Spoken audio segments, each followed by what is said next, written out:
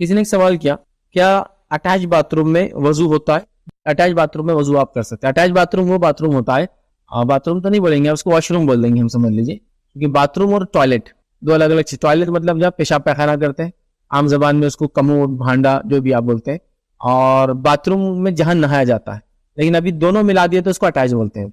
Attach bathroom मतलब toilet से attach है बाथरूम, ठीक है। तो वहां टॉयलेट भी बाथरूम है, तो उनका सवाल है क्या वजू होता है? हाँ बिल्कुल वजू होता है, क्योंकि दोनों सेपरेट चीजें हैं। टॉयलेट एक अलग चीज है और बाथरूम एक अलग चीज है।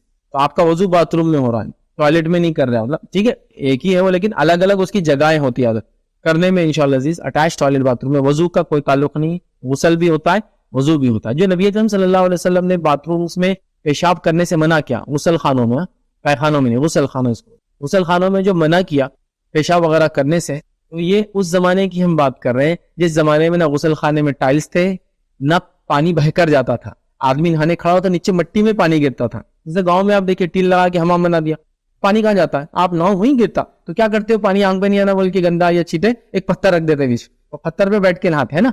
अब नीचे मिट्टी है, पानी वहीं सूख जाता। तो उस जमाने में याद रखिए, अगर उस टॉयलेट में आप पेशाब करेंगे तो पेशाब वहीं रहेंगे ना, तो आपने मना किया। लेकिन आजकल बहुत टाइल्स है, सोफिस्टिकेटेड टॉयलेट्स है, पानी खूब है, टॉयलेट की जगह भांडा अलग, इधर अलग। तो इंशाल्लाह अटैच बाथरूम में वजू और गुस्ल में इंशाल्लाह कोई मसला नहीं है, क्योंकि आप टॉयलेट पे खड़े रह के काम नहीं करते, इधर के। और टॉयलेट पे भी आप करते हैं कहीं, तो टॉयलेट भी इतने सोफिस्टिकेटेड और इतने अच्छे हैं कि वहाँ गिलाजत नहीं बचती। क्योंकि आप सऊदी वगैरह में जाएंगे, हज के लिए जाएंगे ना, तो आपको बताएं वहाँ भांडा होता है, भांडे पे जाली होती है। वहाँ हमारे जैसे भांडे पे हम डायरेक्ट बैठते वैसा नहीं होता, एक जाली होती है, सी वो सुराख यहाँ से गिलाजत गिरती उतना खुला होता पूरी जाली। तो वो भांडा भी होता है और वही आपका वहाँ ऊपर शावर भी होता है, क्योंकि जाहिर सी बात है उतना इंतजाम थोड़ी कर सकते। तो उसी में लोग नहाते और उसी में एक बार अंदर गया तो सब कुछ उसी में करके आता, और छोटी जगह में होता है, क्योंकि लाखों लोग एक साथ आते हैं।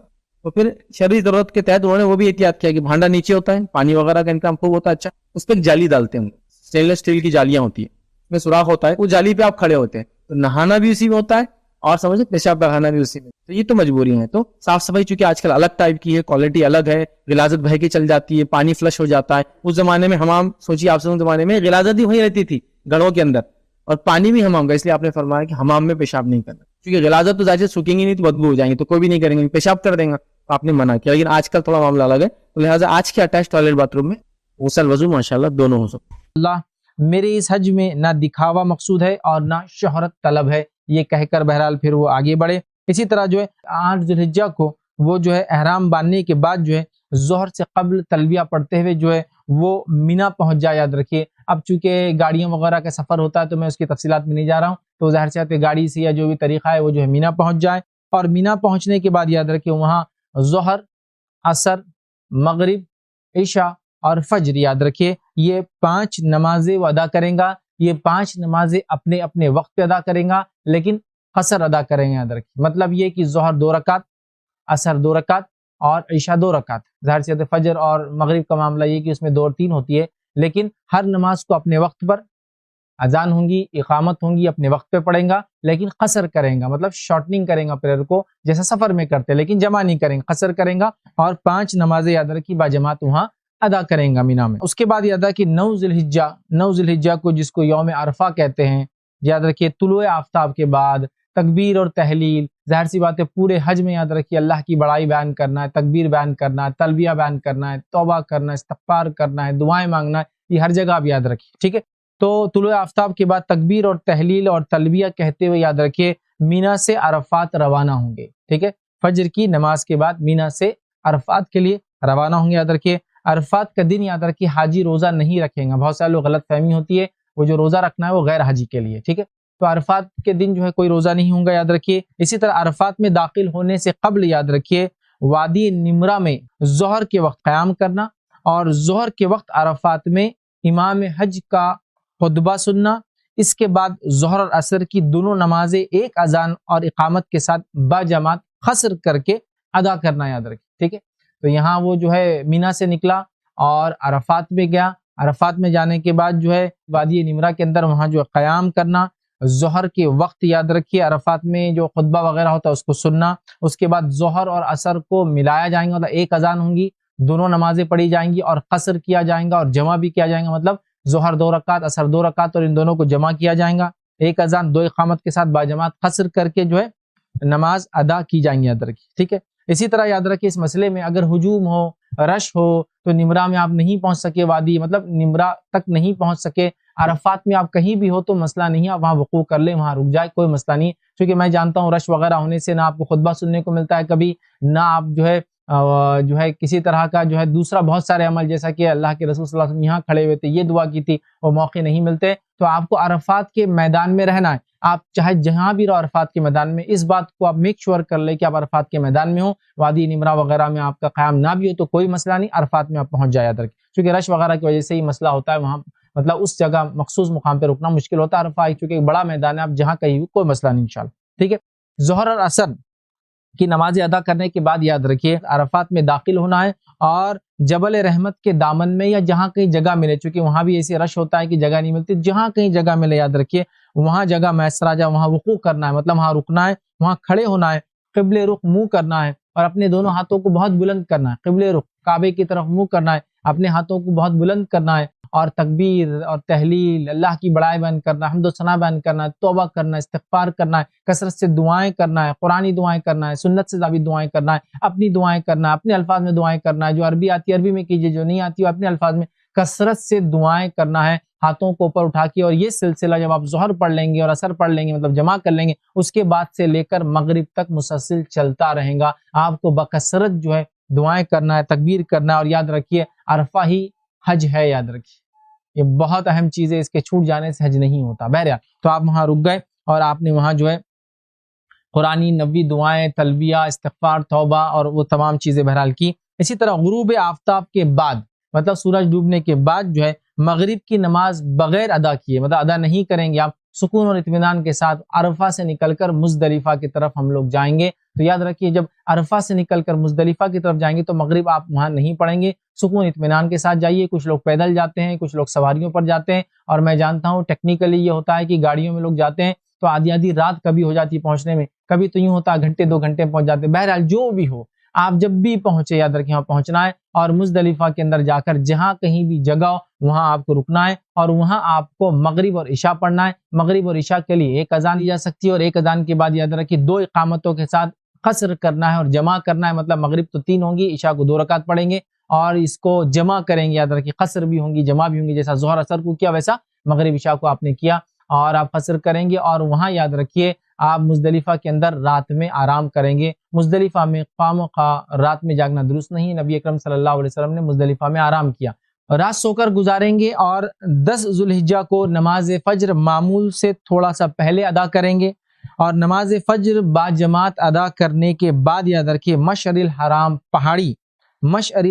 پہاڑی کے دامن میں جہاں کہیں مشعر الحرام پہاڑی یہ بھی کبھی کبھار ممکن نہیں ہوتا، یا جہاں کہیں جگہ ملے وہاں آپ رکیں گے، قبل رخ منہ کریں گے، ہاتھوں کو بلند کریں گے، اور سورج طلوع ہونے سے قبل روشنی کے زیادہ ہونے تک، ابھی سورج طلوع نہیں ہوا، فجر آپ نے پڑھ لی لیکن روشنی ابھی بڑھ رہی ہے، روشنی کے زیادہ ہونے تک قبلے کی طرف منہ کر کے آپ کثرت سے دعائیں کریں گے، اللہ کی تسبیح بیان کریں گے، بڑائی بیان کریں گے، توبہ کریں گے، استغفار کریں گے، یاد رکھیے اس طرح کریں گے۔ اسی طرح طلوع آفتاب سے کچھ قبل مطلب ابھی سورج کافی روشنی ہو چکی ہے، طلوع آفتاب سے کچھ قبل سکون اور اطمینان کے ساتھ یاد رکھیے، وقار کے ساتھ تلبیہ پڑھتے ہوئے یاد رکھیے آپ جو ہے مزدلفہ سے نکل کے مینا کی طرف جو ہے روانہ ہوں گے۔ اس میں اگر کچھ آگے پیچھے دیر ہو جائے، سورج نکل جائے، تھوڑا سا وقت بھی ہو جائے تو انشاءاللہ عزیز کوئی مسئلہ نہیں ہے، ٹھیک ہے۔ تو آپ وہاں سے بہرحال وہاں سے نکلیں گے، مینا پہنچنے کے بعد یاد رکھیے یا مزدلفہ سے آپ جب نکلیں گے تو کوشش کریں کہ آپ کنکریاں چن لیں، کیونکہ کنکریاں آپ کو اب لگیں گی جمرات کے لیے، یاد رکھیے رمی کے لیے، یاد رکھیے آپ کو یہ جو ہے کنکریاں لگیں گی تو ہم وہاں کنکریاں جمع کر لیں۔ عموماً بوٹلیں وغیرہ آسانی سے مل جاتی ہے، کپڑے وغیرہ میں احرام کے پاکٹس میں وغیرہ آپ ان چیزوں کو کنکریوں کو رکھ سکتے ہیں۔ آپ کو کنکریاں لینا ہے، پتھر یا بڑے بڑے پتھر نہیں چننا ہے، چھوٹی چھوٹی کنکریاں جو آسانی سے بآسانی پھینکی جا سکیں، تو آپ کو کنکریاں جمع کرنا ہے اور وہاں سے نکلنا۔ مینا کے بعد جمر عقبہ کو، جمرات میں جا کے جمر عقبہ کو، اور ظاہر سی بات ہے اس میں کافی سفر ہے، آپ کو کافی پیدل چلنا ہے، تو جمر عقبہ کو یاد رکھیے وہاں 3 ہے، جمر اولا، جمر وسطیٰ اور جمر عقبہ۔ تو اس کو میں کیا کہوں، عام زبان میں یہ انڈیا پاکستان میں بڑا مشہور ہے، بڑا شیطان، بیچ کا شیطان، چھوٹا شیطان، لیکن یہ درست نہیں، یاد رکھیے جمر اولا پہلا ہے، پھر اس کے بعد جمر وسطیٰ اور جمر عقبہ۔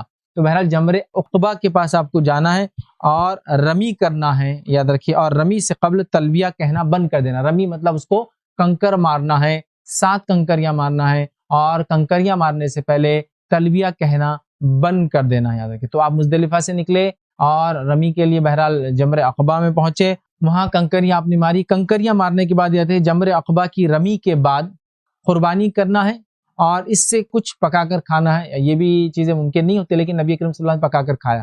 تو جمر عقبہ کو رمی کے بعد کنکریاں مارنے کے بعد یاد رکھیے آپ کو قربانی کرنا ہے۔ اس میں ایک چیز یاد رکھیے، جو لوگ حج افراد کر رہے ہیں ان کے لیے قربانی نہیں ہوتی ہے، ٹھیک ہے، لیکن ہم چونکہ حج تمتع کر رہے ہیں تو اس لیے میں اس بات کو رکھ رہا ہوں۔ تو قربانی کرنا ہے، قربانی کے بعد جو ہے حلق یا تقصیر کرنا ہے، یاد رکھیں۔ قربانی کے بعد حلق مطلب ٹکلا کر لینا ہے، بال پورے صاف کرنا ہے، گنجا کر لینا ہے، ٹھیک ہے، یا بال چھیل لینا ہے جس کو کہتے ہیں عام زبان میں، یا پھر تقصیر کرنا ہے مطلب بالوں کو پورے ایک جیسے چھوٹے کرنا ہے، دونوں میں سے جو آپ کو سہولت ہو کرے، لیکن بالوں کو پورے صاف کرنا، اپنا گنجا کرا لینا، ٹکلا کرا لینا، بالوں کو پورا ہٹا دینا۔ نبی اکرم صلی اللہ علیہ وسلم نے ایسے شخص کے لیے دعا کی۔ بہرحال تو آپ بالوں کو یا تو پورا ایک جیسا چھوٹا کرائیں یا تو بالوں کو صاف کر لیں، ٹھیک ہے، اور احرام کی چادریں اتار کر عام لباس اب آپ پہن سکتے ہیں، ٹھیک ہے، لیکن ابھی حج ختم نہیں ہوا، ابھی چیزیں باقی ہیں، تو آپ احرام اتار دیں گے اور عام کپڑے لباس پہن لیں گے، یاد رکھیے۔ اس کے بعد مینا سے مکہ مکرمہ آپ جائیں گے جب بھی ٹائم اور جب بھی سہولت ملے۔ اس دن اگر آپ ٹائم ملتا ہے، تھکے ہوئے نہیں تو جائیے، اس دن ٹائم نہیں ملتا تو آپ کے پاس ابھی وقت باقی ہے، آپ 10 کو جا سکتے ہیں، 11 کو جا سکتے ہیں، 12 کو جا سکتے ہیں، ابھی ٹائم باقی ہے آپ کے پاس، یاد رکھیں۔ تو لہٰذا آپ کے پاس ٹائم ہے تو اس دن ہو سکتا ہے اس دن کرے، یا جب بھی ہو سکے آپ کو وہاں سے نکل کے، یاد رکھیں، مینا سے مکہ جانا ہے اور مکہ میں طواف افاضہ کرنا، یہ حج کا رکن ہے، یاد رکھیں، طواف افاضہ۔ اور طواف یاد رکھیے چونکہ اس طواف کے اندر احرام نہیں ہوں گا، چونکہ حج کا احرام آپ آلریڈی اتار چکے ہیں، ٹھیک ہے، تو یہاں آپ اپنے لباس میں ہوں گے اپنے سادے، آپ طواف کی جو ابتدا کریں گے، اور طواف کی جب ابتدا آپ کریں گے تو یاد رکھیے وہ حجر اسود سے ابتدا ہوں گی، حجر اسود سے آپ گھوم کر حجر اسود تک آئیں گے، یہ ایک چکر کہلائیں گا، اور طواف میں ایسے 7 چکر ہوتے کل، یاد رکھیے، تو لہٰذا آپ چکر شروع کریں گے، چکر جب شروع کریں گے تو وہاں حجر اسود کے سامنے جائیں گے، اس کا استلام کریں گے۔ اس کا معنی یہ ہے کہ یا تو آپ اس کو بوسہ دیں گے، یا تو اس پر اپنی پیشانی رکھیں گے، یا تو ہاتھ لگا کر چومیں گے۔ اگر یہ ممکن نہیں ہے تو آپ صرف اس کو اشارہ کریں گے، اور اشارہ کر کے ہاتھ کو نہیں چومیں گے، خالی اشارہ کریں گے اور کہیں گے بسم اللہ واللہ اکبر کہے، اور ایک ہاتھ سے اشارہ کرنا کافی ہے، رفع دین کے ساتھ دونوں ہاتھ اٹھانے کی ضرورت نہیں ہوگی۔ تو آپ نے اشارہ کیا بسم اللہ اللہ اکبر، اور یاد رکھیے حجر اسود کو چومنے یا اس پہ سر رکھنے یا اس کو بوسہ لینے کی کوشش کرنے میں لڑائی کرنا، جھگڑا کرنا، مارا ماری کرنا، ایک دوسرے کو دھکا بکی کرنا، مرد اور عورتوں کا گھسنا بالکل صحیح نہیں ہے۔ تو لہٰذا آپ استلام دور سے بھی کر سکتے ہیں، ہاتھ اٹھائیں گے، ایک ہاتھ کے اشارے سے کریں گے بسم اللہ واللہ اکبر کہے بغیر ہاتھ چومے کے، پھر آپ جائیں گے اور چکر مار کے آئیں گے دوسرا چکر۔ اور طواف کے بیچ میں یہ بھی طریقہ یاد رکھیے کہ طواف کے اندر آپ دعائیں کریں گے، کثرت سے دعائیں کیجیے، آپ جو دعائیں یاد ہو، قرآنی، نبوی، اس کے علاوہ جو دعا اگر یاد نہ ہو تو اپنے الفاظ میں بھی آپ دعا کر سکتے ہیں۔ اسی طرح جو ہے رکن یمانی کے پاس آپ جب پہنچیں گے، جو کہ حجر اسود سے پہلے والا حصہ، آپ ویڈیو میں آپ اس چیز کو دیکھ سکتے ہیں، تو حجر اسود سے پہلے والا حصہ یاد رکھیے کارنر ہے، مطلب حجر اسود اس کے بعد ایک کارنر، اس کے بعد 2 کارنر، یہ تیسرا کارنر ہے، یاد رکھیے۔ جب یہاں آئیں گے تو رکن یمانی کو آپ ہو سکے تو ہاتھ لگائے، اس کو ایک مرتبہ ہاتھ لگانا ہے، ہاتھ لگانا ممکن نہیں ہے تو اس کو نہ اشارہ کرنا ہے نہ اس کو بوسہ دینا ہے، ہاتھ لگانا ہے۔ اگر ہاتھ لگانا ممکن نہیں ہے تو ہاتھ لگا کے بوسہ بھی نہیں، صرف ہاتھ لگانا ہے۔ ہاتھ لگانا اگر ممکن نہیں ہے تو آپ وہاں سے گزر جائے، کوئی اشارہ نہیں ہے اور کچھ بھی نہیں کرنا ہے آپ کو، سیدھے وہاں سے گزر جانا ہے۔ ایسے آپ 7 چکر ماریں گے دعائیں کرتے ہوئے۔ تو یہ تھا آپ جو ہے طواف کا طریقہ۔ طواف کی اور تفصیلات اگر دیکھنا ہے تو آپ عمرے کی ویڈیو میں اس کو دیکھ سکتے ہیں۔ طواف ختم ہونے کے بعد یاد رکھیے 7 چکر طواف کے ختم ہونے کے بعد ہم جو ہے نکلیں گے اور زمزم کا پانی پئیں گے۔ زمزم کا پانی پینے کے بعد کچھ پانی اپنے سر پر ڈالیں گے اور وہاں سے جو ہے سعی کے لیے جائیں گے، اور سعی کے لیے جب جائیں گے تو وہ جو ہے صفا کی طرف جائیں گے، اور صفا سے سعی کی شروعات ہوں گی، اور مروہ پہ جائیں گے، پھر مروہ سے صفا، یاد رکھیے۔ اور ایسے 7 چکر آپ کو سعی کے کرنا ہے، یاد رکھیے۔ صفا سے شروعات مروہ پہ، اور مروہ کے بعد صفا، صفا کے بعد مروہ، تو شروعات صفا سے ہوں گی اور خاتمہ مروہ پہ ہوں گا، یاد رکھیے۔ صفا کی پہاڑی پہ کھڑے ہو کر قبلے رخ ہو کر آپ دعائیں کر سکتے ہیں، جو نبی اکرم صلی اللہ علیہ وسلم سے بہرحال ثابت ہے، دعائیں آپ کریں گے۔ اور اس کے بعد جب آپ بیچ سے چلیں گے، یاد رکھیے صفا اور مروہ کے بیچ چلیں گے، تو صفا اور مروہ کے بیچ یاد رکھیے جہاں سبز گنبد ہے یا گرین کلر کی لائٹس ہے یا گرین کلر کے پلر سے، یاد رکھیے یہاں تھوڑا سا آپ تیز چلیں گے، اور یہ معاملہ صرف مردوں کے لیے، یاد رکھیے عورتوں کے لیے نہیں، ٹھیک ہے، تو آپ وہاں تیز چلیں گے۔ صفا اور مروہ کے بیچ میں جب آپ چلیں گے، یہاں بھی آپ بکثرت دعائیں کریں اللہ تعالیٰ سے، اللہ کی تکبیر بیان کرے، اللہ کی تمجید بیان کرے، اللہ کی تحلیل بیان کرے، اللہ کے تعلق سے جو ہے تکبیر بیان کرے، توبہ کرے، استغفار کرے، قرآنی دعائیں پڑھے، قرآنی دعائیں یاد نہ ہو تو نبوی دعائیں یاد نہ ہو تو اپنے الفاظ میں بھی دعائیں کر سکتے ہیں۔ ایسے آپ 7 چکر ماریں گے، صفا سے شروع ہوگا اور مروہ پہ جا کے معاملہ جو انشاءاللہ عزیز خاتمہ ہوگا، ٹھیک ہے۔ اسی طرح جو ہے ایام تشریق، مطلب 11، 12 اور 13 ایام تشریق کے جو ایام ہے، یاد رکھیے ذوالحجہ کی یہ راتیں جو ہے 3 راتیں ہم کو جو ہے مینا میں جو ہے گزارنا ہے، اور روزانہ زوال آفتاب کے بعد، مطلب آفتاب زوال کے بعد، زوال ہونے کے بعد جمرے جو ہے اولا، وسطی اور عقبہ، ترتیب میں ان کی رمی کرنا، مطلب ترتیب میں ان کو کنکریاں مارنا ہے. تو یہ 3 دن اگر آپ ہے تو تینوں دن آپ جو ہے زوال کے بعد جائیں گے اور تینوں جگہ جمرے جو ہے اولا، وسطی اور عقبہ تینوں میں رمی مطلب کنکریاں ماریں گے. کنکریاں مارتے وقت اللہ اکبر آپ کو جو کہنا ہے، اور یہاں کنکری جا کر بس اس گڑھے میں گر جائے جہاں آپ مار رہے ہیں. جب گڑھے میں گر جاتی ہے تو خود بخود وہ پلر جو بیچ میں اس کو وہ جو ہے لگ جاتی ہے، یاد رکھیے. ٹھیک ہے، تو وہاں اس کو کنکریاں مارنا یاد رکھیے. تینوں دن اگر آپ رکتے ہیں تو یاد رکھیے.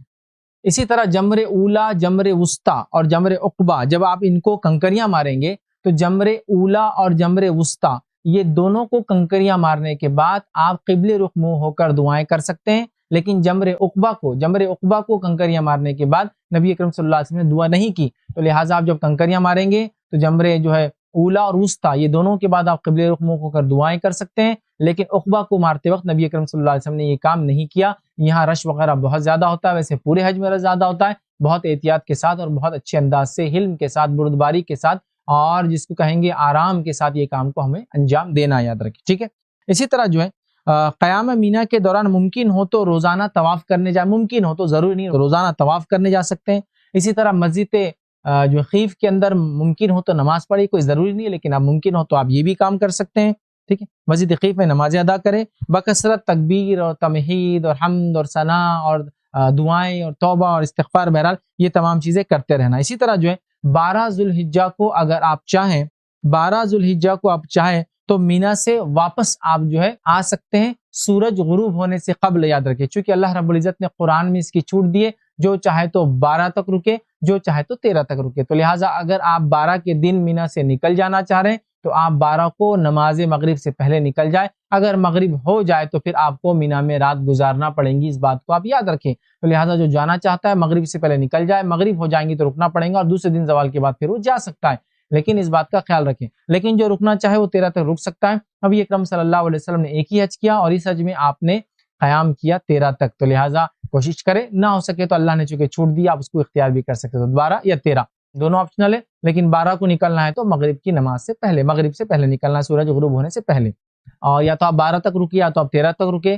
یہ کام اگر ہو گیا تو اس کے بعد معاملہ ختم ہوا. اب صرف ایک چیز باقی رہیں گی، مکہ معظمہ میں جو ہے پہنچ کر آپ کے گھر لوٹنے سے پہلے آپ کو ایک طواف کرنا. اس طواف کو طواف وداع کہا جاتا ہے. تو سمجھ لیجئے مثال کے طور پر آپ 13 ذوالحجہ ہو گئی، اب واپس مکہ آ گئے اور آپ کا ابھی ٹور جو ہے مطلب واپس جب جائیں گا اپنے وطن تو اس کے لیے 5-6 دن بعد جائیں گا، 2-4 دن بعد جائیں گا، 10 دن بعد جائیں گا، یا پھر آپ واپس ملک کے بدلے مدینہ جائیں گے اور مدینہ سے پھر روانہ ہو جائیں گے. تو جب بھی آپ کی مکے سے پھر رخصتی ہو تو رخصتی سے پہلے آپ ایک طواف کریں گے. اسے طواف وداع کہا جاتا ہے. اور طواف وداع کر کے مطلب یہ آخری چیز رہیں گی جو آپ کریں گے مکے سے نکلنے سے پہلے. پھر چاہے مکے سے نکل کے اپنے وطن جائے یا پھر مدینہ جا کے وہاں سے چلے جائے تو آپ طواف وداع کریں گے. اور یہ حج کی چند باتیں تھی اور یہاں حج ختم ہوتا ہے. اور یہ چند باتیں تھی جو حج کے تعلق سے آپ تمام کے سامنے رکھنے کی بہرحال کوشش کی ہے. اور بھی تفصیلات ظاہر سی بات اس میں ہوتی ہے، بہت ساری چیزیں ایسی ہوتی ہے جو وہاں زمین، زمانہ، حالات، رش اور ماحول کے اعتبار سے پیچیدگی آتی ہے. وہاں علماء حضرات موجود ہوتے ہیں، آپ ان سے پوچھیں یا نکلنے سے پہلے اپنے مقامی حضرات جنہوں نے حج کیا ہے ان سے بھی آپ تفصیلات بہرحال لے سکتے ہیں. اسی پر اپنی بات کو میں ختم کروں گا. اللہ رب العزت سے دعا ہے کہ اللہ سبحانہ تعالیٰ ہماری عبادتوں کو جو ہے قبول کرے، ہمارے عمرے اور حج کو قبول کرے، اس کو ریا اور جو ہے دکھاوے سے اس کو محفوظ رکھے، ہماری عبادتوں کو قبول کر کے ہماری مغفرت کرے اور حج کا بدلہ ہمیں جنت عطا فرمائے. اور اللہ رب العزت ہمیں اس حج کو کرنے کے بعد جو حج کیا ہے اس پر قائم رہنے کی تا حیات تا زندگی توفیق عطا فرمائے. ہم کو بار بار اپنے گھر کی زیارت کا جو موقع عطا فرمائے. جب تک ہمیں زندہ رکھے اسلام اور ایمان پر زندہ رکھے. خاتمہ ایمان پر ہو. آخر دعوانا ان الحمدللہ رب العالمین. سبحان ربک رب العزت عما یصفون وسلام علی المرسلین والحمدللہ رب العالمین. اب تیسری نماز جو ہم پڑھ سکتے ہیں جو نوافل میں ہے جس کی بڑی فضیلت ہے وہ نماز صلاۃ الضحیٰ. اب بہت سے لوگ پریشان ہوں گے اب یہ کون سی نئی نماز صلاۃ الضحیٰ. صلاۃ الضحیٰ ہمارے علاقے میں الگ الگ ناموں سے پہچانی جاتی ہے، جس کو یا تو اشراق کہتے ہیں، یا تو چاشت کہتے ہیں، یا تو اوابین کہتے ہیں. یہ نماز ایک ہی ہے، اس کے نام 3 ہیں. نماز کو کہتے ہیں عربی میں صلاۃ الضحیٰ، ظہر نہیں ضحیٰ. ٹھیک، یہ نماز کیا ہے اور کب پڑھی جائے؟ تو اگر صلاۃ الضحیٰ بالکل سورج نکلتے ہی پڑھی جائے، طلوع آفتاب کے فوراً بعد پڑھی جائے تو اس نماز کو اشراق کہا جاتا ہے. صلاۃ الضحیٰ کو سورج نکلتے ہی اگر پڑھا جائے فوراً، اس کو کہتے ہیں اشراق. تو مسجدوں میں لکھا ہوتا ہے اشراق کا وقت. اور اشراق کا وقت یاد رکھیے، فجر کے بعد سے اشراق کے وقت تک کوئی نماز ہو بھی نہیں سکتی، کہ تو وہ 20 منٹ طلوع آفتاب کے ہوتے ہیں. تو 6 بجے اگر طلوع آفتاب ہے تو 6:22 کو اشراق شروع ہوتی ہے، یا 20 منٹ کا آپ کم از کم فرق لے لے ہمارے علاقوں کے اعتبار سے. ٹھیک، تو صلاۃ الضحیٰ کو اگر آپ اول وقت میں پڑھے سب سے تو یہ کہلاتی ہے اشراق. اس کی تعداد رکعتیں یاد رکھیے 2 سے لے کر 8 تک ہے. آپ اس کو مکمل 8 رکعت تک پڑھ سکتے ہیں، یاد رکھیے. رسول اللہ نے اس سے زیادہ نہیں پڑھی صلاۃ الضحیٰ. تو اگر آپ فوراً سورج نکلتے ہی پڑھتے 2 رکعت کر کے پڑھی، کم از کم 4 پڑھنا چاہیے، زیادہ زیادہ 8 کہتے ہیں علماء. تو کوشش کیجیے اگر آپ ایک سلام سے پڑھ رہے ہیں تو پھر 4 رکعت پڑھیے. اگر وہ 4 رکعتیں پڑھنا چاہتے ہیں ایک ساتھ، بہتر ہے کہ آپ 2 کر کے پڑھیں، اس میں زیادہ انشاءاللہ عزیز. یہ بھی بہرحال 4 رکعت میں، ہر نوافل میں، لیکن سنت یہ ہے رسول اللہ نے عموماً نوافل کو 2 کر کے ہی پڑھا ہے. تو کوشش کیجیے 2 کر کے پڑھیں. تو 4 رکعت یہ زیادہ 8 پڑھیے. تو فوراً سورج نکلتے پڑھے تو یہ نماز کہلاتی ہے اشراق. سورج نکلنے کے تھوڑی دیر بعد اگر آپ پڑھیں تو اس کو کہتے ہیں چاشت. اور سورج اتنا اوپر آ جائے کہ زمین گرم ہو جائے، تپش شروع ہو جائے، تو اس وقت جو پڑھی جاتی ہے اس کو کہتے ہیں اوابین. ٹھیک، بہت سے لوگوں کو غلط فہمی ہے کہ چاشت یا جو ہے نماز یا اوابین کے تعلق سے کہ یہ مغرب کے بعد ہوتی ہے. درست نہیں، یہ فجر کے بعد ہی ہے، یاد رکھیے، ظہر سے پہلے. اور یہ نماز آپ کو زوال سے پہلے پڑھنا ہے. اشراق کہلائیں گی جب سورج نکلتے پڑھیں گے، بیچ میں کبھی پڑھیں گے تو چاشت. اور سورج جب ایسی بلندی پر آ جائے کہ گرم ہونا شروع ہو جائے زمین، اس کو کہتے ہیں اوابین. جب پڑھے جائیں اوابین کہتے ہیں. یہ اونٹوں کے بچے ہوتے ہیں جو کیا کرتے ہیں، صبح چونکہ رات میں بہت سردی ہوتی ہے، جو ہی سورج نکلتا ہے تو اونٹ کا بچہ کیا کرتا ہے، جب سورج نکلنا شروع ہوتا ہے جا کر ریت پر کھڑا ہو جاتا ہے. اور جب تک کھڑا ہوتا ہے، جب تک کہ اس کو اتنی دھوپ نہ ملے کہ اس کے پیر گرم ہونے لگے. جب اس کے پیر گرم ہونے لگتے تو لوٹ کر اپنی ماں کے پاس بھاگتا ہے. اس کو کہتا ہے اواب، پلٹنے والا. تو اونٹ کا بچہ پلٹ کر بھاگتا ہے اپنی ماں کے پاس کہ اب بہت گرم ہو گیا. اب ظاہر سی بات ہے، ریت کو گرم ہونے اور اونٹ کے بچے کے کھر گرم ہونے کے لیے سورج اونچا ہونا ضروری ہے، اوپر آ جانا ضروری ہے، تبھی تو وہ تپش ہوں گی. جس کو ہمارے علاقے میں ہم کہیں گے 10 بجنا یا 11 بجنا، جب تپش دھوپ کی ہو جاتی ہے. اس کے بعد تو پھر زوال یاد رکھیے، 11:30 ہوں گے تو پھر تو زوال، پھر ہو گیا ٹائم ختم. تو آپ اس کو فجر کے بعد سے، مطلب طلوع آفتاب سے لے کر زوال کے بیچ میں پڑھ سکتے ہیں.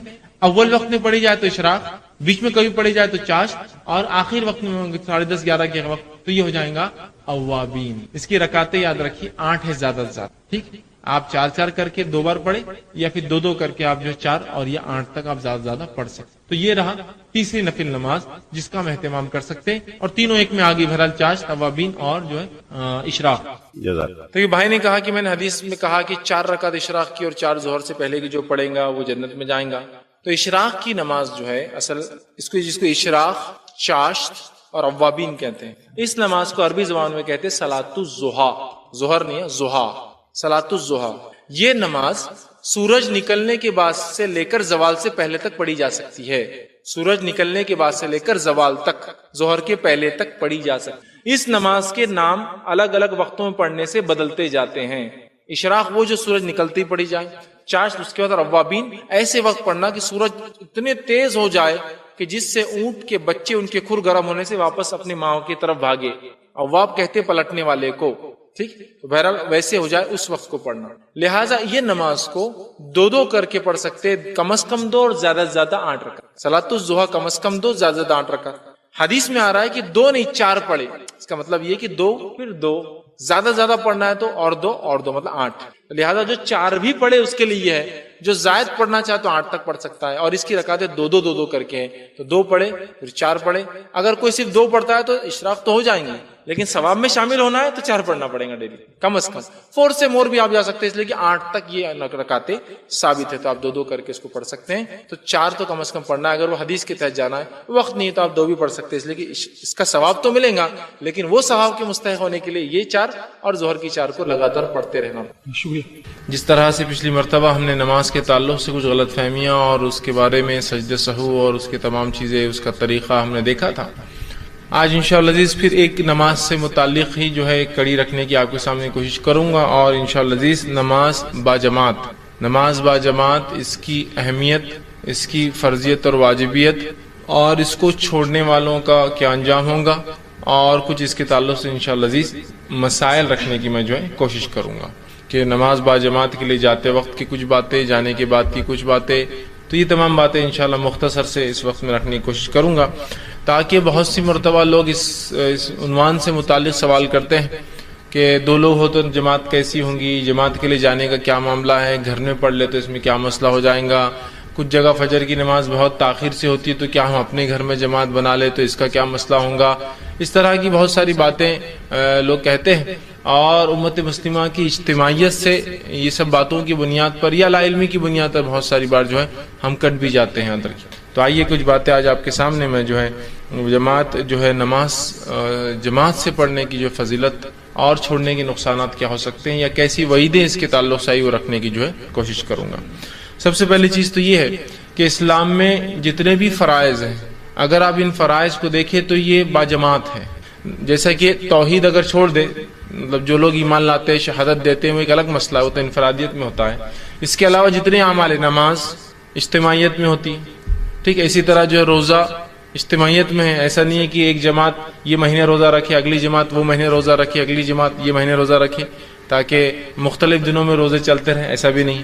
اسی طرح جو ہے زکوٰۃ اجتماعیت کا نظم ہے، بیت المال میں زکوٰۃ جمع ہوں گی. حج اجتماعیت کا نظم ہے کہ تمام لوگ حج ایک ساتھ کرتے ہیں. حج کے لیے بھی کوئی وقت نہیں کہ 15 دن بعد ان کا وقت، 15 دن بعد ان کے بعد 15 دن بعد ان کا وقت، ایک ہی ہے. تو اسلام میں جماعت کے بغیر مسلمان کا تصور نہیں یاد رکھے. تو اسی طرح نماز جو کہ ارکان اسلام میں دوسرا رکن ہے، شہادت کے بعد دوسری اہم جو ہے عبادت ہے، فرائض میں سے دوسرا فریضہ ہے، اس کے تعلق سے بھی یاد رکھیں اسے اجتماعیت میں ہمیں کرنا ہے، انفرادیت میں نہیں کرنا ہے. اور نبی اکرم صلی اللہ علیہ وسلم با جماعت نماز کے حکم دیتے ہیں. اللہ رب العزت کئی مرتبہ قرآن میں ورکعوا مع الراکعین ایک جگہ کہا کہ رکوع کرو رکوع کرنے والوں کے ساتھ. تو ظاہر سی بات ہے رکوع کرنے والوں کے ساتھ رکوع کرو مطلب رکوع نماز کے اندر ایک اس کا رکن ہے. جب نماز ہم پڑھتے ہیں تو رکوع کرو رکوع کرنے والوں کے ساتھ مطلب اجتماعیت میں نظم ہوگا، ہے نا. اسی طرح کہیں کہا کہ جب تم لوگ جو ہے جنگ میں ہو، جہاد پر ہو، تو ایک جماعت پہلے امام کے ساتھ کھڑی ہو جائے اور دوسری جماعت حفاظت کے لیے کھڑی ہو. تو گویا میدان جنگ میں بھی ہے اور ایک ساتھ لوگ نہیں پڑھ سکتے ہیں تو آدھے آدھے پڑھ رہے ہیں کہ ایک جماعت نماز میں لگی ہے، دوسری جماعت حفاظت میں لگی ہے نا. تو گویا آپ صلی اللہ علیہ وسلم کے حکم قرآن کے احکامات سے ہی پتہ چلتا ہے کہ ہمیں یہ چیز بھی اجتماعیت میں کرنا ہے. اور نماز با جماعت کا جو ہے ہر مسلمان کو اسلام نے حکم دیا، ہر مسلمان کو نبی اکرم صلی اللہ علیہ وسلم نے حکم دیا کہ ہم جب بھی نماز پڑھیں جماعت کے ساتھ نماز پڑھے. یاد رکھیں اجتماعیت اس معاملے میں قائم کریں. آپ صلی اللہ علیہ وسلم فرماتے ہیں، حدیث اس طرح سے ہے اور یہ حدیث جو ہے ابو داؤد کی سنن نسائی میں آتی ہے. آپ صلی اللہ علیہ وسلم فرمایا جس شہر یا دیہاتی آبادی میں 3 شخص رہتے ہو، مطلب جس جگہ چاہے دیہات ہو چاہے شہر ہو، اگر 3 مسلمان رہتے ہیں، ٹھیک، جس شہر یا جس دیہات میں 3 مسلمان رہتے ہو اور ان میں جماعت کا نظم نہ ہو، اور اگر یہ جماعت سے نماز نہ پڑھتے ہو، کوئی جماعت کا نظم نہ ہو تو آپ فرماتے اور کہتے نہ ہو تو ان پر شیطان غالب آ جاتا ہے. تو ان لوگوں پر کیا ہوگا؟ پھر ان لوگوں پر جو 3 ہو یا اس سے زیادہ کوانٹٹی ہو جائے اور وہ جماعتی نظم قائم نہ کرے نماز اور دیگر چیزوں میں تو شیطان ان پر غالب آ جاتا ہے. اور پھر آپ فرماتے لہٰذا جماعت قائم کرو کیونکہ بھیڑیا ریوڑ سے الگ رہنے والی بکری کو جو ہے یہ بھیڑ کو کھا جاتا ہے. بھیڑ یا بکری ریوڑ سے اپنے گروپ سے الگ ہو جاتی ہے، جماعت سے الگ ہو جاتی ہے، اس کو اچک لیتا ہے. تو یہاں نبی اکرم صلی اللہ علیہ وسلم نے اس بات کا خوف بتایا کہ اگر ہم جماعت سے نہیں نماز قائم کریں گے اور جس دیہات اور جس بستی میں 3 مسلمان ہو جائے اور اس کے بعد یہ عمل نہ ہو کہ وہ جماعت قائم نہ کرے، جماعتی نظم قائم نہ کرے، تو ایسی جگہ پھر شیطان آ جائیں گا اور شیطان جو ہے پھر اچک لیں گا. اور آپ نے وضاحت کی کہ جس طرح سے جو بھیڑ یا بکری ریوڑ سمجھتے نا پورا گروپ میں چلتی، جتھے میں چلتی ہے، الگ ہوتی ہے، بھیڑیا اسی پہ حملہ کرتا ہے چونکہ پورے بکریوں پہ حملہ نہیں کرتا اور بیچ میں آ کے کبھی حملہ نہیں کرتا ہے. تو کہا بھیڑیا ایسی ہی بھیڑ پہ حملہ کرتا ہے جو ریوڑ سے گروپ سے الگ ہو جاتی ہے. تو لہٰذا یہاں بجماعت نماز کی اہمیت بتائی جا رہی ہے. اگر ایسا نہ ہوا تو شیطان ان لوگوں پر، اس بستی والوں پر، اس شہر والوں پر غالب آ جائیں گا اور ان کو جو ہے وہ بکھیر دیں گا. یاد رکھیے مطلب اللہ کی اطاعت اور اس کی بندگی سے دور کر دیں گا. تو یہاں پتہ چل رہا ہے بجماعت نماز کی کیا اہمیت ہے. اسی طرح دوسری ایک روایت میں آپ صلی اللہ علیہ وسلم فرماتے اور کہتے ہیں، یہ روایت جو صحیح بخاری کی ہے، روایت کے الفاظ سننے کتنے سخت ہے. آپ صلی اللہ علیہ وسلم فرماتے اور کہتے ہیں کہ مجھے اس ذات کی قسم جس کے ہاتھ میں میری جان ہے، میں نے ایسا ارادہ کیا کہ ایک مرتبہ لکڑیاں جمع کروں اور اذان دینے لگاؤں. جب اذان ہو جائے تو کسی اور کو نماز کے لیے آگے بڑھا دو.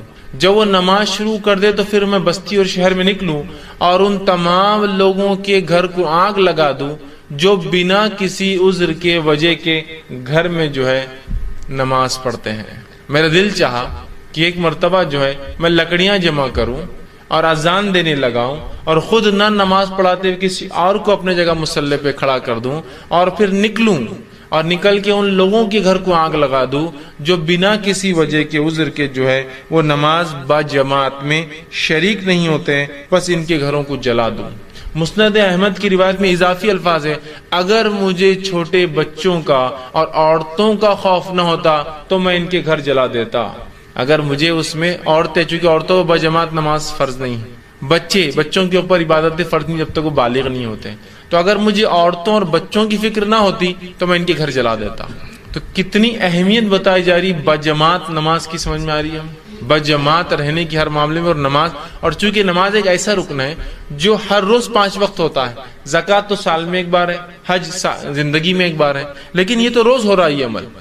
زکوٰۃ سال میں ایک بار ہے, ٹھیک, روزہ سال میں ایک بار, لیکن یہ روز ہوتا ہے. اگر یہاں اجتماعیت ہماری ہوں گی تو بہت سارے اس کے فائدے ہوں گے, اور اس بات کی گواہی آپ بھی دیں گے اور میں بھی دیتا ہوں. اجتماعیت کے فائدے تو اپنی جگہ ہے ہی, اجتماعیت میں رہنا, لوگوں کے ساتھ رہنے کے بہت سے بینیفٹس یاد رکھیں, ٹھیک. اور یہاں شریعت کا حکم بھی ہے, تو کتنا اہم حکم ہے کہ گھر جلا دینا. اسی سے علماء لکھتے ہیں کہ نماز با جماعت یہ واجب اور فرض ہے, یاد رکھیے, با جماعت پڑھنا واجب اور فرض ہے, سوائے شرعی عذر کے, سوائے مجبوریوں کے, سوائے مسجد نہ ہو کسی علاقے میں, مسلمان ہے لیکن مسجد نہیں ہے, سوائے اس کے کہ آپ کی صحت ساتھ نہ دیں, حالات ساتھ نہ دیں, یہ ایک الگ چیز ہے, یہ عذر ہے, مجبوریاں ہیں, ایکسیپشنل کیسز ہیں, ٹھیک. اسی طرح آپ صلی اللہ علیہ وسلم فرماتے اور کہتے ہیں, ایک نابینا صحابی جن کا نام ام مکتوم آتا ہے, صحیح مسلم کی روایت ہے, ام مکتوم, وہ آئے اور کہا اللہ کے رسول صلی اللہ علیہ وسلم میں ایک نابینا انسان ہوں. یہ نابینا تھے, اندھے تھے. میں ایک نابینا انسان ہوں اور مسجد آنا میرے لیے مشکل ہوتا ہے, اس لیے کہ مجھے ہر بار کوئی لے کر آنے والا نہیں ہوتا ہے. وہ نابینا تھے اور نابینا انسان کو ظاہر سے چلنے میں بہت تکلیف ہوتی ہے. تو کہا مجھے ہر بار کوئی انسان نہیں ملتا جو مجھے پکڑ کر مسجد تک لا کر چھوڑ دے, تو لہٰذا کیا میں اپنی نمازیں گھر پر پڑھ لوں؟ تو آپ صلی اللہ علیہ وسلم نے کہا ٹھیک, تو اپنی نمازیں گھر پر پڑھ لیں. جب وہ جانے لگے تو راوی کہتے اللہ کے رسول صلی اللہ علیہ وسلم پلٹے اور کہا کہ میں مکتوم 1 منٹ رکو, ذرا ٹھہرو. وہ ٹھہر گئے. ٹھہرنے کے بعد ان سے کہا کیا تمہیں اذان کی آواز سنائی دیتی ہے؟ تو کہا اللہ کے رسول صلی اللہ علیہ وسلم ہاں مجھے اذان کی آواز سنائی دیتی ہے. تو کہا اگر اذان کی آواز سنائی دیتی ہے تو پھر میں تمہیں حکم نہیں دے سکتا ہوں گھر پر نماز پڑھنے کا, تم کو مسجد آنا ہی پڑے گا. اگر اذان کی آواز آتی ہے تو میں تمہیں حکم نہیں دے سکتا ہوں گھر میں پڑھنے کا, تمہیں مسجد آنا پڑے گا. تو اندازہ لگائیے نماز با جماعت کی کیا اہمیت ہے کہ ایک نابینا بھی اس سے ایکسیپشنل نہیں ہے, جس کو کتنا بڑا عذر ہوتا ہے دکھتا ہی نہیں. تو کہ اگر اذان کی آواز آتی ہے تو کسی نہ کسی کے ساتھ تم کو آنا پڑے گا, میں تم کو چھوٹ نہیں دے سکتا ہوں اس کی. ایک آدمی کو ایکسیپشنلی چھوٹ دیتے آپ سب کے لیے ہو جاتی نا.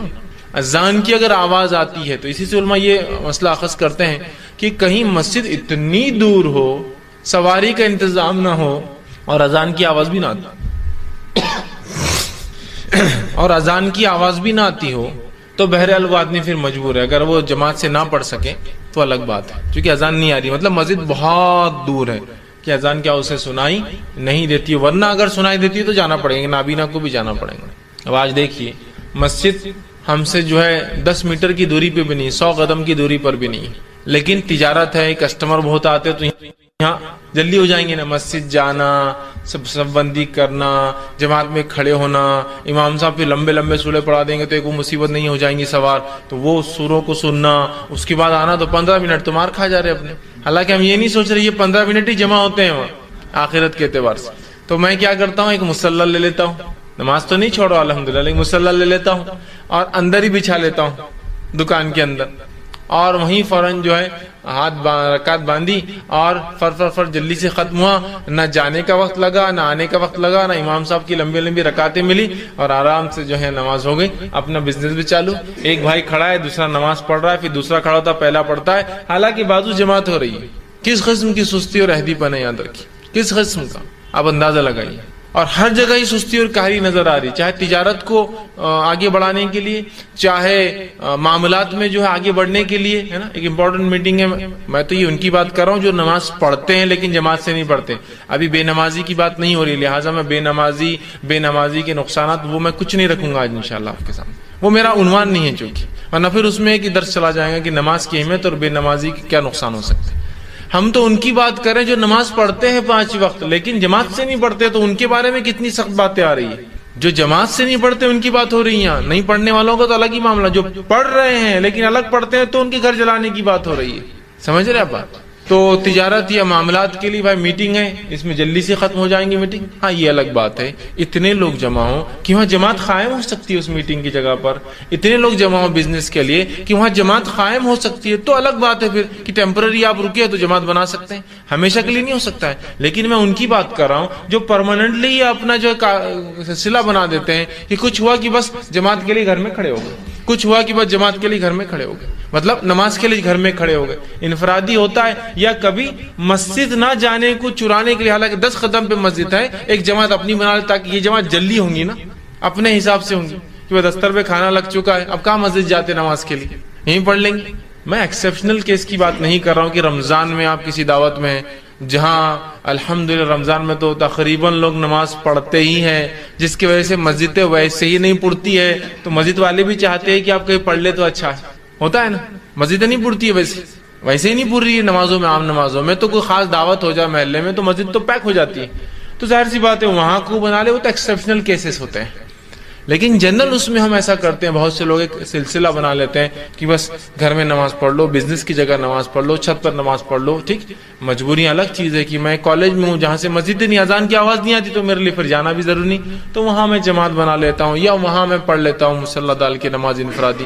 وہ الگ شکلیں ہیں، لیکن عام اعتبار سے ہم دیکھتے ہیں لوگ بہت جی چراتے ہیں نماز کے معاملے اور پڑھتے ہیں. اور جب انسان جماعت سے چھوٹ جاتا ہے نا، تو یہ میرا تجربہ اور مشاہدہ ہے، میں نے دیکھا ہوں جن لوگوں نے با جماعت نماز کو چھوڑا، پھر گھروں میں جماعتیں چالو کی، پھر انفرادی، چونکہ گھر میں جماعت مینٹین نہیں ہو سکتی کبھی، پھر انفرادی چونکہ لوگ نہیں آنے، انفرادی جماعتیں چالو کی. اس کے بعد ایک زمانہ پھر تاخیر سے نماز پڑھنے لگے، حالانکہ نماز چھوڑنے کی وجہ تھی لوگ اول وقت میں نہیں پڑھتے بلکہ میں گھر میں پڑھوں اپنی جماعت میں، پھر تاخیر سے پڑھنے لگے اور پھر حال یہ ہو گیا کہ نمازوں کو جمع کر کے پڑھنے لگے، اور پھر حال یہ ہو گیا کہ تھوڑے دن بعد بے نمازی بن گئے. تھوڑے دن سے مراد کچھ سالوں اور کچھ وقت میں بے نمازی ہو کہ نماز کی پرواہ ہی نہیں، بیٹھے ہیں تو جو بیٹھے ہیں تو ظہر اور عصر کا وقت بھی ہوگا مغرب تک، چلو میں تو مسافر ہوں، میں تو سفر میں آپ سے ملنے آیا ہوں، میں تو جمع کر رہا ہوں، لیکن جو مقیم ہے وہ بھی میرے ساتھ بیٹھا ہے. اچھا ظہر اور عصر مل سکتی ہے، مغرب اور عشاء مل سکتی ہے نا، لیکن ایک انسان عصر سے میرے ساتھ مغرب بھی بیٹھا ہے، عشاء تک بیٹھا ہے، میں تو اپنی ظہر عصر ملا کر آیا ہوں لیکن پھر بھی وہ بیٹھا ہے، حالانکہ بڑا علامہ بتاتا ہے اپنے آپ کو. لیکن چونکہ پہلے کہا یہ اول وقت میں نہیں پڑھتے، الگ پڑھتا ہوں جماعت سے، پھر جماعت ختم ہوئی، پھر انفرادی، اور نماز ہی پوری مکمل چھوٹ گئی پھر ایسے لوگوں سے. تو بڑی احتیاط کریں، با جماعت نماز کو کبھی معمولی نہ سمجھیں، ہر بار کوشش کرے کہ جماعت کے ساتھ پڑھوں. اس کی بڑی اہمیت ہے کہ ایک نابینا کو بھی اس سے ایکسیپشنل مستثنا نہیں کیا گیا شریعت میں. اسی طرح صحیح مسلم کی روایت ہے، عبداللہ ابن مسعود رضی اللہ عنہ فرماتے ہیں، بڑی سخت بات وہ کہتے ہیں، کیا فرماتے سنیے. وہ فرماتے ہیں کہ ہم میں سے کوئی بھی، آپ صلی اللہ علیہ وسلم کے زمانے میں ہم میں سے کوئی بھی جماعت سے پیچھے نہیں رہتا تھا. ہم نماز نہیں پڑھنے والوں کی بات نہیں کر رہے ہیں ابھی، پھر سوچ غور سے سنیے آپ، جو پڑھتے تھے لیکن جماعت سے نہیں پڑھتے تھے ان کی بات ہو رہی کتنی سخت.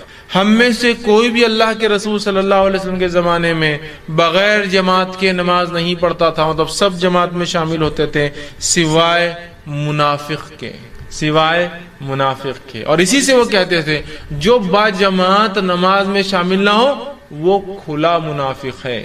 چھپا منافق تو جماعت سے بھی نماز پڑھنے آتا تھا، کچھ کھلے منافق تھے جو جماعت سے نہیں پڑھتے تھے آپ کے زمانے میں بھی، کچھ چھپے تھے، چھوٹے موٹے منافق آ جاتے تھے ڈر کے، لیکن بڑے بڑے منافقین جو تھے وہ نہیں آتے تھے. تو کہا سب آتے تھے سوائے منافق کے، اور جو نہیں آتا تھا ہم سمجھ جاتے تھے یہ منافق ہے، پھر کہتے ہیں سوائے منافق کے اور بیمار کے. لیکن بیمار کو بھی ہم میں سے 2 لوگ کاندھے پہ ڈال کے لا کے کھڑے کر دیتے تھے. منافق تو آتا ہی نہیں تھا سوائے بیمار کے، مطلب بیمار لوگ نہیں آتے تھے، لیکن بیماروں کو بھی 2 لوگ مل کر اٹھا کے لاتے تھے، کاندھے پر لا کے کھڑے کر دیتے تھے. سب کے بیماروں کو بھی لا کر کھڑے کر دیا تھا. دیکھیے باجماعت نماز نہ پڑھنے کے تعلق سے کیا بتا رہے صحابہ کی یہ منافقت کی ایک علامت ہے، چونکہ منافق ہی باجماعت نماز میں نہیں آتا ہے۔ دوسرا، بیمار بھی ہوتا تو اٹھا کر لایا جاتا نماز کے لیے۔ آج تو ہماری بیماریوں کا کیا کہنا ہے نا، کیا ہو گیا بھائی آج نماز اپنے جماعت سے نہیں پڑھی، آج میرے کو 3 چھینکیں آ گئی صبح صبح، اور 3 چھینکیں تو بہت زیادہ ہوگی آپ کے لیے نا، اتنی صحت کہاں دی اللہ نے آپ کو 3 چھینکیں برداشت کر سکے، چوتھی چھینک میں تو ہارٹ اٹیک آ جائیں گا آپ کو۔ ٹھیک ہے، اچھا کیا آپ نے آج نماز کو پڑھایا۔ ارے آج آپ باجماعت نماز میں دکھ نہیں رہے 2-4 دن سے، ارے بہت زیادہ بیمار ہونا، کیا بیماری ہے آپ کی؟ وہ ہاتھ میرا روز دکھ رہا۔ اچھا تو آفس بھی نہیں جا رہے؟ نہیں آفس تو جانا پڑتا نا، مجبوری ہے۔ اچھا پھر آپ اسکول کالج میں؟ نہیں وہ اس کے بغیر تھوڑی چلتا۔ اچھا پھر آپ دن بھر گھر میں؟ نہیں صرف نماز کی حد تک نہیں آ رہا ہوں میں، اس لیے کہ وہ پوری تکلیف درد دکھ نماز کے ٹائم ہی ظاہر ہوتا ہے، دینی کوئی کام کے ٹائم ہی ظاہر ہوتا ہے نا۔ ہاتھ دکھنے کیا تعلق جماعت سے؟ ہاتھ تو دکھ ہی رہا ہے نا، ایسے بھی دکھ رہا ہے ویسے بھی دکھ رہا ہے، کچھ نہ کرو بھی تو دکھ رہا ہے، لے کے چلو اس کو ساتھ اپنے، ہو سکتا ہے اللہ کے ذکر میں ہوں گے تو اللہ اس کو شفا دے دیں گے، لیکن وہ نہیں ہوتا ہے۔ اللہ کے رسول صلی اللہ علیہ وسلم کے تعلق سے آتا ہے، آپ کی وفات سے کچھ دن قبل آپ نے چلنا پھرنا بند کر دیا تھا، آپ چل پھر نہیں پا رہے تھے، خود سے اٹھ نہیں پا رہے تھے، بلکہ آپ نے جب نماز کے لیے ارادہ کیا 2 دن پہلے یا 3 دن پہلے، روایتوں مختلف الفاظ ارادہ کیا، تو آپ کھڑے ہو کر گر جاتے تھے، مطلب اتنی طاقت نہیں تھی قدموں میں کہ چل سکے، آپ گر جاتے تھے۔ روایت میں کہ آپ اٹھے، وضو کیا، کھڑے ہوئے اور گر گئے، چونکہ پھر بے ہوش ہو گئے، بے ہوشی سے وضو ختم ہو جاتا ہے، اس لیے کہ پتہ نہیں انسان نے کیا کیا، پھر آپ اٹھے، پھر وضو کیا، پھر گر گئے، پھر آپ اٹھے، پھر وضو کیا اور پھر گر گئے۔ یہ کیفیت تھی آپ کی، اتنی کمزوری تھی۔ اس میں آتا ہے کہ اللہ کے رسول اتنی کمزوری میں بھی ہم 2 صحابہ کو بلاتے اور دونوں کے کاندھوں پر ہاتھ رکھتے، آپ کے پیر ڈالنے کی طاقت نہ تھی تو آپ صلی اللہ علیہ وسلم پیر رگڑتے جاتے مٹی کے اندر، مطلب آپ چل نہیں سکتے، تو اب ظاہر سے ایک آدمی کاندھوں پہ 2 لوگوں نے ڈال دیا اور کھینچ کے لے جا رہے، ویسے آتے تھے۔ اور آپ نے ہمیں کچھ دن بیٹھ کر نماز پڑھائی، پھر لیٹ کر نماز پڑھائی، اور پھر ابوبکر صدیق نماز پڑھاتے تھے اور آپ سے پیچھے لیٹتے تھے، چھوڑی نہیں لیکن لیٹ کر پڑھی۔ اسے پتا چلا مسجدوں میں ایسا نظم ہونا چاہیے کہ جہاں مصلی بیمار بھی آئے تو لیٹنے کا پروویژن بھی ہو کہ وہ نماز پڑھ سکے، بیٹھنے کا بھی ہو کہ وہ پڑھ سکے، یاد رکھیے ٹھیک۔ تو اس بات کو سمجھنا ہے ہمیں، یاد رکھیں کتنی اہم بات ہے کہ بیمار ہے، نبی ہے، چاہتے تو شرعی عذر بتا سکتے تھے، چاہتے تو اللہ چھوٹ دے دیتا، چاہتا تو اللہ معاف کر دیتا، پھر بھی آ رہے امت کو سکھانے کے لیے کہ نماز با جماعت کی بڑی اہمیت۔ لیکن ہماری بیماریوں کو میں نے کہا نا کیا کہنا، بہت بڑی بڑی بیماریاں ہو جاتی ہیں، ہم کو چھینک آنا بہت بڑی بیماری ہے، تھوڑی کھانسی کی بیماری ہے، تھوڑا سا آنکھ گرم ہو گیا، تھوڑا سا آنکھ گرم ہو گیا تو فوراً گھر والوں نے بولا نماز کو مت جاؤ، ٹھیک ہے امی نماز کو نہیں جاتی، ٹھیک ہے ابا نماز کو نہیں جاتے۔ باقی اگر امی ابا بولے بیٹے تھیٹر مت جاؤ تو نہیں، تھیٹر جاؤں گا تو میں ساتھ رہوں گا اچھے سے، نہیں تو بہت تنگ کروں گا تم کو، وہاں اپنی منوائی جا رہی بات، یہ ہونا تو فلاں ہوں گا، نماز کے لیے نہیں، آپ نے بول دیا اب میں نہیں جاؤں گا، نہیں امی بھی نہیں بول رہے، ابا بھی نہیں بول رہے، بہت زیادہ مجھے بخار دکھ رہا، یہ دکھ رہا، یہ تمام چیزیں وجوہات نہیں ہے نماز کو چھوڑنے کی، نہیں ہے نماز کو چھوڑنے کی۔ بہرحال اسی طرح نماز با جماعت کی اہمیت اس سے ہی پتہ چلتی ہے۔ سورہ نساء سورہ نمبر 4 آیت نمبر 102 میں اللہ نے فرمایا کہ جب تم جنگ میں ہو اور جنگ کی حالت میں ہو اور خوف کا معاملہ ہو، جنگ ہو یا خوف ہو مطلب دشمن کے حملے کا ڈر ہو، تو تب امام کے پیچھے کچھ لوگ کھڑے ہو اور کچھ لوگ حفاظت کرے، پھر کچھ لوگ کھڑے ہو کچھ لوگ حفاظت کرے، اسے کہتے ہیں صلاۃ الخوف۔ خوف دشمن کے حملے کا ڈر یا جنگ کے میدان میں نماز پڑھنا جب دشمن حملہ کر سکتا ہے، تو تب نماز کا طریقہ یہ کہ ہاف جماعت لڑیں گی جو مسلمانوں کی ہے، آدھی امام کے پیچھے آئیں گی یا جو بھی امام طے کرتا ہے جو بیسٹ پاسبل اسٹریٹجی ہو سکتی ہے پیچھے آئیں گی۔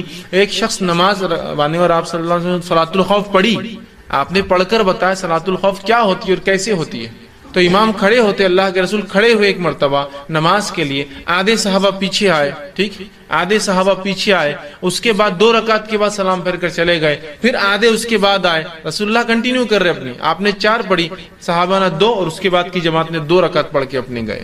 سمجھ رہا بات؟ تو خوف کا ماحول ہے، دشمن کے حملے کا ڈر ہے، اتنے میں بھی نبی اکرم صلی اللہ علیہ وسلم بتا رہے ہیں، اللہ حکم دے رہا ہے کہ نماز با جماعت ہوں گی، کہ آدھے لوگ پڑھے اور آدھے حفاظت کریں، تو گویا حملے کے اس میں بھی، خوف کے ماحول میں بھی، وہاں بھی نماز با جماعت پڑھنا ہے۔ تو اس کی فرضیت سمجھ میں آ رہی ہے نا، نماز با جماعت کتنی اہم چیز ہے کہ خوف کے ماحول میں بھی جماعت بنانا ہے۔ دشمن کا ڈر، اور یہ کوئی دشمن کے ڈر کی بات کر رہا ہوں، چوہے بلی کتا آ جانے کا ڈر نہیں کہ آ جائیں گا بکری آ کے یہ کھا لیں گی، दुश्मन जहां जान का डर है, दुश्मन आएगा अचानक तो क्या आके बोलेंगे नमाज तोड़ दो, मैं लड़ने आया, तुमसे चलाओ लड़ने, वो तो नमाज में आपको मारेगा, समझ। तो वहां भी कहा कि आधे लोग हिफाजत के लिए खड़े होंगे, आधे लोग नमाज पर, है ना, सलातुल खौफ। तो उसका तरीका पूरा कुरान ने बताया, सूरह निसा आयत नंबर 102, और उसके आगे उठाइए, पूरा तरीका आपको मिल जाएगा, माफ करना, हाँ 102 आगे पूरा तरीका आपको नमाज को मिल जाएगा सलातुल खौफ। और रसूल अकरम सल्लल्लाहु अलैहि वसल्लम पढ़ाई, सहाबा बयान करते कि ऐसे ऐसे मुख्तलिफ अदवार में ऐसा ऐसा ऐसा ऐसा आपने उस नमाज को पढ़ाया, लेकिन वो भी बाजमात। तो आप देख रहे हैं जमात की कितनी अहमियत, कितनी अहमियत है। लेकिन एक वजाहत यहाँ जरूरी है, जमात की अहमियत याद रखिए बहुत है, लेकिन आपको हालात और माहौल देखना भी जरूरी है। वरना बहुत से लोगों को मैंने देखा है कि अपनी बाजमात नमाज को इंसानों की तकलीफ की वजह बना देते हैं। आप ट्रेन में जा रहे हैं, ट्रेन में बाजमात नमाज नहीं हो सकती मेरे भाई। गवर्नमेंट ने आपके लिए कोई प्रोविजन नहीं कर रखा है कि मुसलमान नमाज पढ़ेंगे तो ट्रेन में जगह बनाई जाए। अब आप पूरे इंसानों को बोलेंगे रुक जाओ, मुसलमान आ गए, अब नमाज पढ़ना रहती है उनको, और जमात से पढ़ेंगे और खड़े होकर पढ़ेंगे ट्रेन में, हाँ? और मुसल्ला बिछा दिया जाता है। एक आदमी, वो जो जगह होती है जहां से लोग जा रहे हैं पेशाब के लिए, पैखाने के लिए, मतलब टॉयलेट यूज करने के लिए, पानी लेने के लिए, हॉकर्स जो लोग बेचने वाले हैं कुछ खाने पीने, वो घूम रहे हैं, वहां वो जाकर इमाम खड़ा हो जाता है और दो आके मुस्तैद खड़े हो जाते हैं, जैसा सलातुल खौफ, मतलब दुश्मन से जंग चल रही है और पीछे नमाज हो रही है, और जमात बांधी जाती है। फिर जो लोग बैठे मुस्लिमों का, चलो हटो, उठो, चलो चलो, औरत तुम चलो, औरत को हटाओ, ऐसे ऊपर भेजो, ये करो। पूरी ट्रेन मतलब ऐसा होता है कि आपके लिए मखसूस कर दी जाती है, पूरी ट्रेन उथल पुथल चालू, और बेचारे लोग डर के बाद, दाढ़ी वाले लोग हैं, और पहले ऐसा इमेज मीडिया ने क्रिएट कर दिया, पता नहीं कुछ ज्यादा हो तो निकाले और चलो इसको उड़ा दो, इसको उड़ा दो, इसको उड़ा दो। वो बेचारे डर के फौरन औरतें ऊपर बैठ जा रही है, बच्चे ये हो जा रहे हैं, ये हो जा रहे हैं, और आप जमात से नमाज पढ़ रहे हैं। नहीं, सवारी पे रसूल अकरम सल्लल्लाहु अलैहि वसल्लम जमात से नमाज साबित नहीं। हाँ, सवारी में सहूलत हो, जैसे कि अगर आप सऊदी अरब जाइए, गल्फ कंट्रीज में, तो वहां ट्रेन में जैसे हमारे पास पेंट्री कार होता है ना, वहां ट्रेन में एक मस्जिद का डब्बा होता है पूरा, पेंट्री खाने पीने का एक होता है, आप देखिए कैंटीन। तो वैसे मुस्लिम कंट्रीज में ट्रेन के अंदर एक डब्बा होता है, मस्जिद रहती है, वो वहां जाके क्या पढ़िए कितना भी, चूंकि वो मस्जिद है खास, उसी के लिए रखा गया डब्बा। यहाँ नहीं होगा। लेकिन या बस है और बस को आप बोल दे कि बस रोक दो, बस हम मुसलमान है, हमको जमात से नमाज पढ़ना ही पड़ती, और बेचारे बस के 40 मुसाफिर जो है उंगलियां तोड़ तोड़ के बददुआएं दे रहे हैं आपको कि हमको जल्दी जाना है, फला मसला है। आप बोले नहीं, 5 टाइम बस रुकेंगी पूरी सफर के अंदर, और झगड़ा चालू नहीं। सफर में तो आप उतरे, वजू किया, बस में बैठे, जहां बैठे वहां रकात बांध ली, हो गया। सहूलत है तो एक आदमी रकात बांधे, पीछे उसके सीट वाले बैठे, आवाज आ रही तो ठीक, नहीं पढ़ सकते बस नहीं, अपनी अपनी पढ़े। इसलिए कि नबी अकरम सल्लल्लाहु अलैहि वसल्लम को देखा गया, आप सवारी पर थे और अकेले नमाज पढ़ रहे थे, और आप खिबले का भी वो नहीं करते, खिबला दूसरी जानिब होता, आप दूसरी तरफ नमाज पढ़ते, मतलब सवारी पर खिबला भी कोई शर्त नहीं है। तो ये वजाहत, वरना जमात की वो हो गई और आप चलते प्लेन में बोलेंगे अब हम सब जमात से नमाज पढ़ेंगे, क्रू पूरा परेशानी क्या कर रहे हैं, नया मसला ये। हालांकि सऊदी एयरलाइंस में प्रोविजन होता है कि जहाँ नमाज का, और उतनी जगह वो खास रखते हैं जहाँ वो भी उनके क्रू के लोग भी पढ़ते हैं, कैप्टन भी आता है पढ़ता है, और दूसरे लोग भी पढ़ते हैं, डायरेक्शन भी कंटिन्यू खिबले का देते रहते कहाँ है, वो एक अलग शक्ल है। लेकिन आप कोई भी फ्लाइट में यहाँ बैठ कर पढ़िए, सहूलत नहीं है ना, और खड़ना रिस्क भी होता है। नहीं, अब बाजमात नमाज तो प्लेन में भी होंगी, और ताकि अल्लाह के पास गवाही रख, हवा में भी हम जो है जमात से पढ़ रहे थे नमाज, और लोग जिद करते हैं, लोग परेशान हो जाते हैं, सबको तकलीफ होती है, और एक अजीब मंजर खिंच जाता है कि कैसा अजीब सख्त किस्म का दीन है जो इनको सहूलत नहीं देता है। आम हालत में, सहूलतों में बाजमात नमाज फर्ज है। मजबूरियां हैं, मुश्किलें हैं, हालात है, ठीक है, सफर है, सवारी है, ये समझने की जरूरत है। क्योंकि एक वाकया इससे पहले मैंने सुनाया था, आप लोगों ने सुना होगा, एक मैंने देखा था कि कुछ लोगों ने जमात से नमाज खड़ी कर दी ट्रेन के अंदर। हालत ये हुई कि एक औरत जो सफर में थी, उसके पास इतनी सहूलत ना थी कि अपने बच्चे को डायपर पहना सके, उसके बच्चे ने पैखाना कर दिया, और हमारी नमाज तो खत्म हो रही नहीं, बाजमात पढ़े ना, पूरी ट्रेन ब्लॉक। वो बेचारी बैठी, क्या तस्वुर उसने इस्लाम का लिया होगा कि कैसे लोग हैं कि मुझे बुनियादी सहूलतें इस्तेमाल करने से भी इनकी जमात ने, उनकी इबादत ने रोक दिया। ये नहीं होना चाहिए, याद रखिए, ये नहीं होना चाहिए। ये चीज को समझना बे इंतहा जरूरी है हम लोगों के लिए कि जमात से नमाज भी पढ़ना है, लेकिन इंसानों का जब मामला आ गया तो हुकूकुल इबाद तरजीह ले जाते हुकूकुल्लाह पर। मालूम आपको ये बात भी समझिए, जमात की मैं बात कर रहा हूँ। آپ بولیں گے ایسا کیسا، بندوں کے حق اللہ کے اوپر بھی فخر لے آتے ہیں؟ ہاں لے جاتے ہیں. یہی اللہ کے رسول جو فرما رہے ہیں میرا دل چاہتا ہے لوگوں کے گھروں کو آگ لگا دو جو مسجد میں نماز نہیں پڑھ کے گھر میں پڑھتے ہیں. یہی اللہ کے رسول صلی اللہ علیہ وسلم فرماتے ہیں جو پیاز اور لہسن کھائے وہ ہماری مسجدوں میں داخل نہ ہوں. کیا کہہ رہے ہیں؟ مسجد میں جو نہیں آتے گھر جلا دو. یہی اللہ کے رسول جو پیاز اور لہسن کا مسجد میں نہ، چکے بندوں کے حق مارے جاتے، پیاز لہسن سے بدبو آتی ہے جس سے انسانوں کو تکلیف ہوتی ہے. دوسرا فرماتے ہیں جب کسی کو بیت الخلا جانا ہو، رفع حاجت کو جانا ہو، پیشاب پیخانے کو جانا ہو، وہ جماعت میں بعد میں شامل ہو، پہلے رفع حاجت کو جائے تو انسان یہاں ہے، بندوں کا حق پہلے آ گیا، رفع حاجت پہلے اور عبادت بعد میں. جس کو بھوک لگی ہو اور مغرب کا وقت ہو تو وہ کھانا کھا لے، اگر اسے امید ہے آخر رکعت بھی مل جائیں گی تو پہلے کھانا ختم کرے پھر آخر رکعت میں شامل ہو. کھانا پہلے نماز بعد میں، بندوں کا حق. تو میں بھی اسی لیے کہہ رہا ہوں جب ٹرین میں ہیں، بسز میں ہیں، سہولتیں نہیں ہوتی ہیں تو وہاں کیا کریں گے آپ؟ وہاں جماعت کا اہتمام نہیں ہوں گا.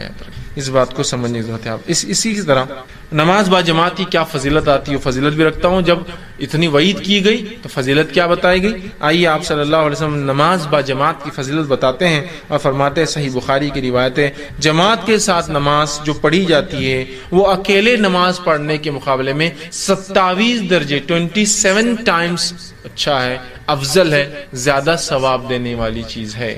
جماعت میں جو نماز پڑھی جاتی ہے وہ انفرادی نماز کے مقابلے میں 27 ٹائمز 27 درجے زیادہ ثواب دیتی ہے. کتنی بڑی بات بیان ہے، 27 درجے ماشاءاللہ 27 ٹائمز ثواب ملتا ہے. لیکن اس سے ایک بات اور نکلتی جو علماء نکالتے ہیں، مسئلہ یہ کہ باجماعت نماز نہ بھی کوئی پڑھے تو نماز تو قبول ہو جائے گی. اس لیے کیا فرمایا؟ 27 درجے زیادہ، مطلب اس کو 27 لیس ہے لیکن نماز نہیں ہوتی، ایسا نہیں ہوگا. میں اس لیے کہہ رہا ہوں ورنہ پھر ایک نئی غلط فہمی کہ جماعت سے میں نے کہہ